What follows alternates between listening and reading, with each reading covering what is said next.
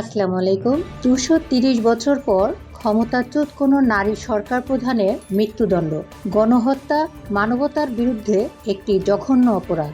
আন্তর্জাতিক আইন ও অনেক দেশের অভ্যন্তরীণ আইনে গণহত্যাকে সর্বোচ্চ অপরাধ হিসেবে বিবেচনা করা হয়, যার জন্য মৃত্যুদণ্ড বা যাবজ্জীবন কারাদণ্ডের মতন কঠোর বিধান রয়েছে।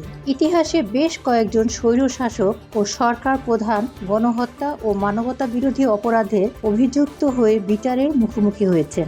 গতকাল সোমবার মানবতা বিরোধী অপরাধে সর্বশেষ দণ্ডপ্রাপ্ত হন বাংলাদেশের ক্ষমতাচ্যুত প্রধানমন্ত্রী শেখ হাসিনা। এর মধ্য দিয়ে তিনি ইরাকের প্রেসিডেন্ট সাদ্দাম হোসেন, সার্বিয়ার স্বৈরাচারী ও কর্তৃত্ববাদী সাবেক প্রেসিডেন্ট স্লোবোদান মিলোসেভিচ, বসনিয়া ও হার্জেগোভিনার রাদোভান কারাদজিকে এবং ডেমোক্রেটিক রিপাবলিক অব কঙ্গোর জোসেফ কাবিলার পাশে নিজের নাম লেখান।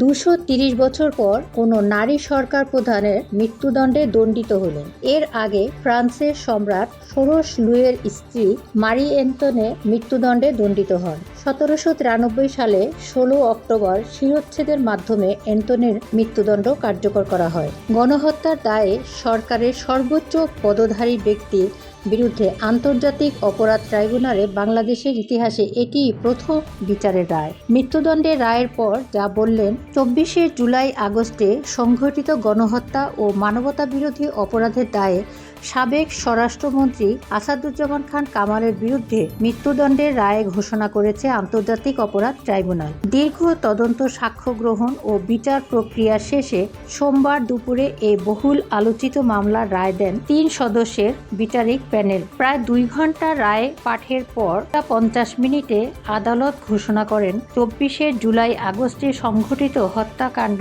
নির্যাতন, আগুন দেওয়া এবং বেসামরিক নাগরিকদের উপর হামলার দায়ে আসাদুজ্জামান খান কামালকে মৃত্যুদণ্ড দেওয়া হলো।